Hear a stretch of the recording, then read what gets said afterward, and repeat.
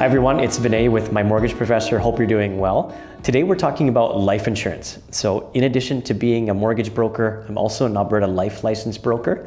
And I wanted to talk to you about something I'm very passionate about, which is life insurance, critical illness, and disability. Some tough questions that you need to ask yourselves is, what's come up that's made you think about life insurance? So have you maybe just started a family? Are you looking at potentially retiring and looking at estate planning? If something were to happen to you, what would that mean financially? Would you be able to survive, or would you have to deplete your assets? Who would pay for living expenses if you were to ever become disabled? And what do you believe your life expectancy will be? For the average male in Canada, it's 80. For the average female, it's 84. And how important is peace of mind to you? For me personally, it's really, really important. I knew when I started a family, having some additional life insurance was a critical part of our financial planning. So in this slide, I'm going to talk to you about having your own individual life insurance versus a bank-owned insurance policy, which many of us have in place. Some key differences is that you own and control the policy, whereas the bank owns and controls the policy if you got it attached to your mortgage. The premiums are guaranteed when you own your own policy, and more importantly, the coverage stays the same. So if you have a $500,000 mortgage, your coverage stays exactly the same at $500,000, whereas if you took the policy with the bank, that coverage will actually decrease over time. The main thing is that you do not want to have the bank as the beneficiary. You want to be able to choose your beneficiary and have that go to them tax-free. Also, your policy stays with you. If you ever change homes, oftentimes the policy is not portable with the bank. What's really, really important is that 30% of all bank-owned policies get denied, which you never want. So it's very important for the same amount of money to have your own policy in place. Now we're going to talk about employer's coverage. A lot of people make the mistake of thinking that they have life insurance through their employer, which is typically only 1 or 2 times your salary.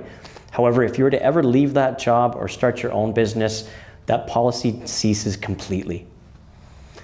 So as I mentioned, it only covers maybe 1.5 times salary through your group plan. It ceases right as your employment ends.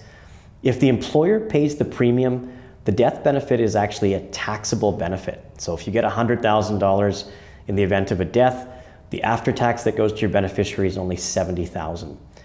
The main thing is that it nearly doesn't cover enough. So the mortgage, replacing your income, is typically $500,000 to $1 million for the average client. Having 1 times your salary just won't be enough coverage for you. Also, there's generally no critical illness coverage in place. So if you were to ever get diagnosed with heart attack, cancer, stroke, none of that would be covered by most employers' plans. So there are 2 main types of life insurance. One is term insurance, the other is permanent insurance. I'll quickly go through the differences. Permanent is similar to owning a home. It builds equity through cash value over time. It's more expensive. It does provide you with peace of mind. And if you own a corporation, it can actually be placed inside of the corporation, paid with corporate dollars. Then you have term insurance, which is similar to renting a home. It has no cash value. It's cheaper and it provides peace of mind. However, your premiums do not build any cash over time, and they can go to waste if there's no claim. So ask yourself, do you want to be a renter or owner? For most of my clients, it's actually a combination of term and permanent insurance. So next we're going to talk about critical illness, which most group plans do not have through their employer. This would cover things like heart attack, cancer, stroke, coronary bypass. You can have up to 25 critical illnesses, everything from Alzheimer's to Parkinson's disease. I'll quickly go over what this means. So what are the top 2 causes of death in Canada? It's heart attack and cancer. You likely know someone that's been affected by these critical illnesses. In Canada, breast cancer affects 1 in every 8 women. For prostate cancer, it's 1 in every 7 men. For heart disease, it's 1 in every 4. And for stroke, it's 1 in every 20.